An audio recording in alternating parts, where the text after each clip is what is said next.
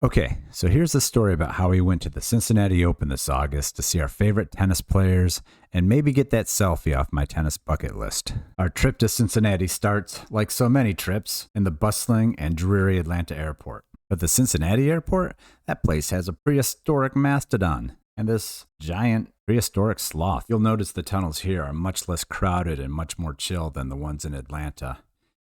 I'm thinking it might be the THC in the beer. We had a little time to kill before our Airbnb was ready, so we headed to Findlay Market, where I met this character. Apparently, he hasn't won a World Series since 1990, and you can kind of see it in his eyes. I had to look up what CWRU is. Apparently, it's a school for really smart people, which is why they never reached out to me. Anyway, this is our first morning at the Airbnb, and I am out on the front porch in my pajamas waving to all the neighbors. This part of Hamilton is very quiet and quaint.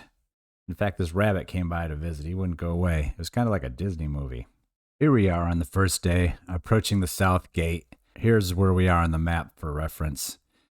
And when we drove in, we passed the north gate, and there was a long, long line, but no lines at the south gate. Not really much security either if you want to sneak some booze in. Not that you need to. It looks like this entire tournament's set up for selling you booze. But anyway, we went through the south gate because my brother-in-law was super generous and got us seats in the 1899 club, which basically gave us a comfy seat, air conditioning, and all-you-could-eat buffet.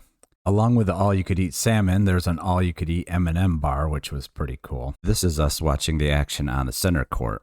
But if you go over to the other side, you can watch the action in the grandstand court. There's really no reason to leave this building, but Emma was on the practice courts, and this was my one chance to get that selfie. That meant leaving the comfort of the 1899 club and heading out into the heat. Thankfully, the tournament has a few tricks for survival. There's a misting area, a water bottle refill station, and this secret pro tip, the Credit One Bank concierge table has free sunscreen. And if you want to know the super tip, the Souvenir area is air conditioned with its very own DJ. Oh, and I forgot to mention the free ice. And if you want, you can buy a $35 Souvenir tumbler to hold that ice in. Anyway, back to the quest. Our journey takes us from the comforts of center court up to court 5, which is way up on the north edge of the tennis center. According to the map, it's a bit of a trek, but at least the path is lined with some really nice landscaping. We made it, and there she is. I hope I can get her attention. She's practicing against Anna Kalinskaya. I've never heard of her, but apparently she's kind of famous.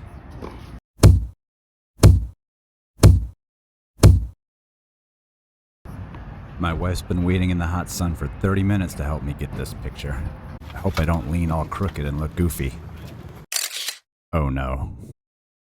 Well, still a success. I'll work on my posture for next year. The next day was back to reality. We had to sit out in the hot sun. You can see the air-conditioned, glass-enclosed seats behind us. But check out these seats. This is Townsend versus Collins, and it was a really good match, but the sun was just too hot. We had to seek shelter, ironically in the shade of those people with air conditioning. So to wrap this up, we had a great time at the Cincinnati Open. The grounds were beautiful, and everybody was very nice, and the tournament was well run. It was just really hot, even for us Florida people. So we'll be back next year, but we're going to save up and get those indoor seats. Thanks for watching the video. Be sure to subscribe so you'll know when the next one comes out.